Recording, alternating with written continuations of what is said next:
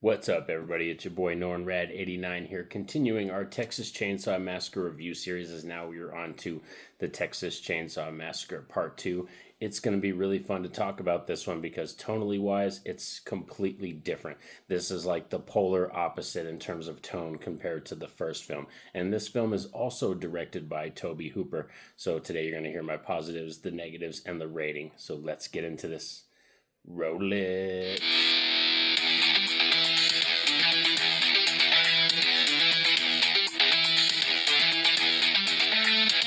So let's do a little bit of story time first. Is the Texas Chainsaw Massacre Part 2 is straight up a dark comedy.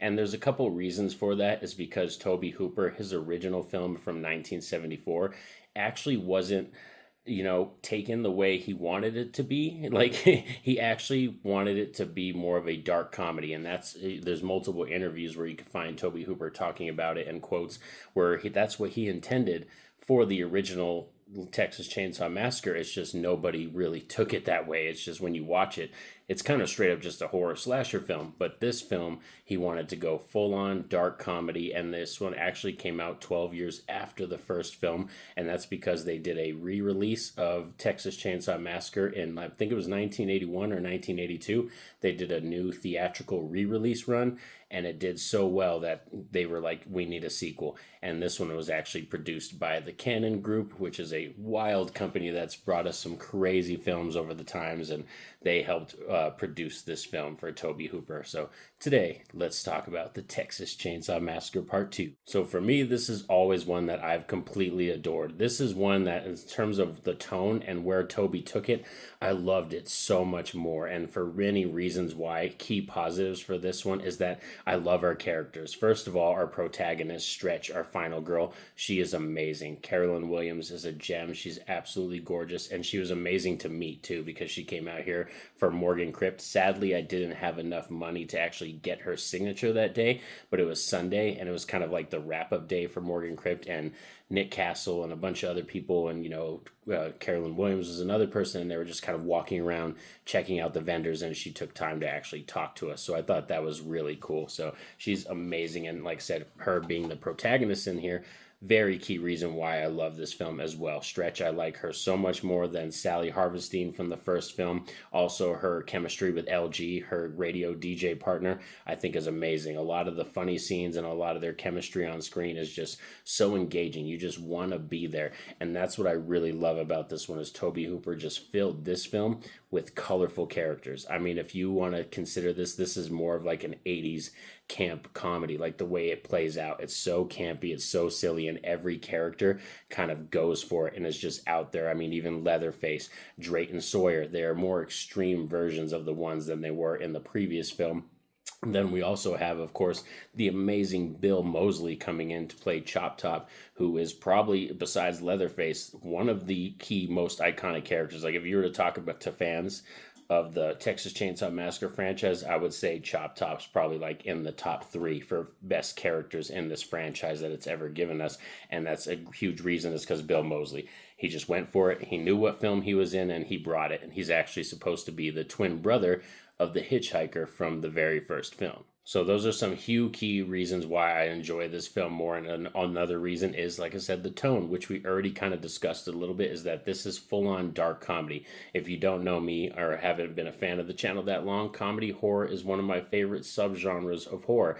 And when you go for it and you understand what kind of movie you're in, especially the actors and actresses, man, this film is just bonkers off the wall. There's so many moments that I'm just having fun. I mean, especially the intro, which I think the intro from the first film is actually superior with how they set up the movie. But I still like the intro from this one because it's charismatic. It's crazy with having those 2 college kids on the road, and they're calling in and phoning in to Stretch at the radio station, and they're just causing a bunch of drama. And then all of a sudden they run into Leatherface and his brothers. And I think that is amazing. And they get to like hear the recording, like Stretch and LG get the recording on for the radio station. You can hear all the chainsaw and the screaming.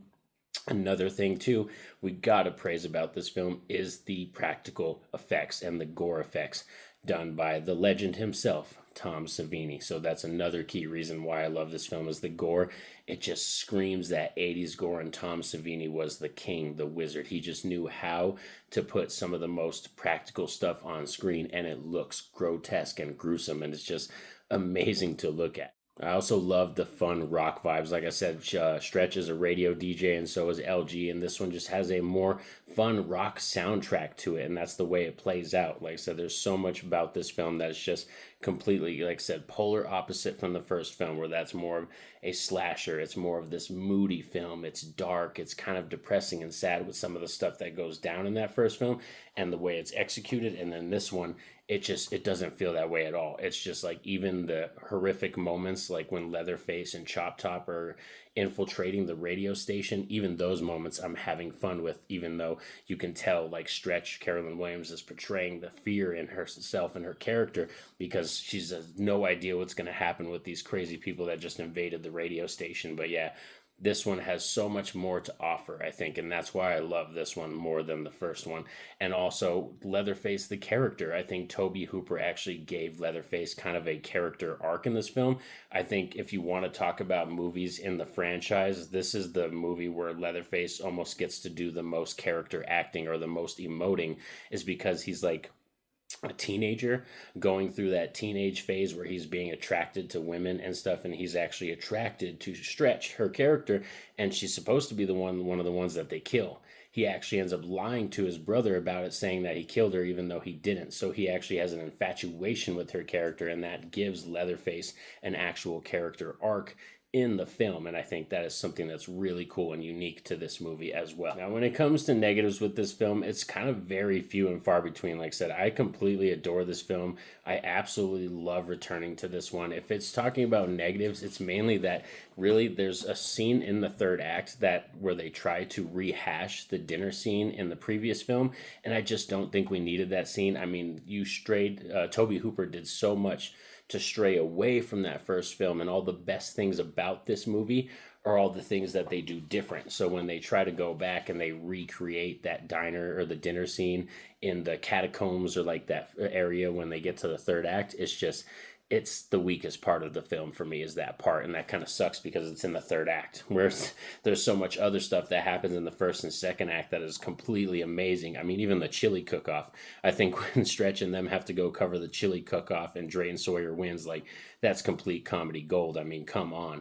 Then we also have our other lead protagonist character in here that we have to talk about as well. Lefty is our other character, and he is actually another protagonist character that's going along with Stretcher, kind of helping her, or she's actually helping him, because no one really believes him. He's been hunting down these Texas Chainsaw Massacre murders all throughout Texas, trying to track this family down, and he's actually supposed to be the uncle. His character is supposed to be the uncle of Franklin and Sally from the first movie, so that's why he's so kind of hell-bent on revenge and going after this family. Yeah, this one just has so much more. It's so much jam-packed and action-packed. Maybe that's one other maybe mixed or negative, is that there is so much more going on in this film, but I just love it. I think this is a better film than the first Texas Chainsaw Massacre. It is crazy, it's bonkers, and tonally wise, it's a completely different film.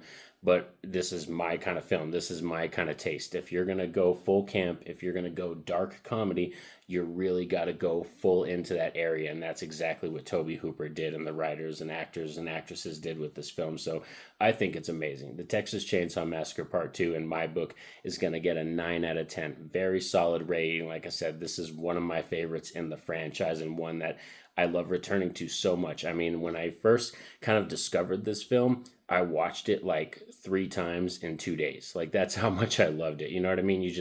When you see a film like that and you just can't wait to return to it, that you watch it in the same night or the very next morning, that's how you know the film has staying power and you really enjoy it. But these are just my thoughts and my opinions on the Texas Chainsaw Massacre Part 2. Please let me know down below in the comment section, what are your feelings on this sequel? Do you appreciate this one? Are you a fan of it? Are you more a fan of the tone from the first film?